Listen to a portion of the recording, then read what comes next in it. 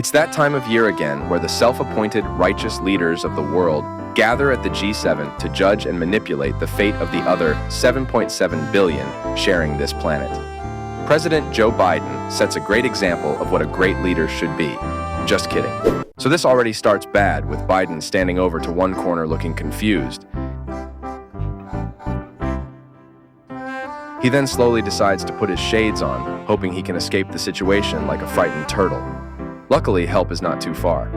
Notice Ursula von der Leyen poke Trudeau to let him know that Biden is drifting off, and they need to pretend like they're having a lucid conversation for the cameras, as they've been paid generously for the babysitting service. Luckily for Biden, the whirlybird is inbound, and that will hopefully keep him from going in and out of consciousness for a couple of minutes. As each parachutist descends from above, with each one carrying a flag of the represented states, Biden salivates at the thought of more men raining out of the sky. And just when you thought it couldn't get any worse, Biden drifts away, sort of like how our tax dollars get shipped to other countries. But not to fear. Italian President Maloney wrangles him back, similar to how a possum is led to a cage. The perfect Kodak moment.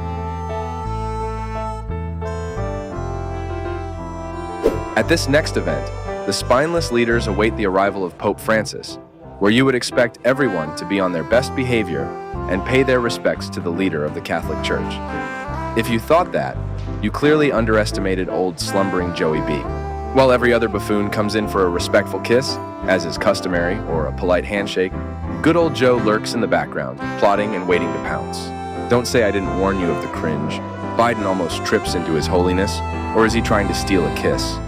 It will forever remain a mystery. The Italian PM then gives him the same look you would give a child after they ate dirt. You can't help feel sorry for the poor guy. Please like and subscribe for more content like this.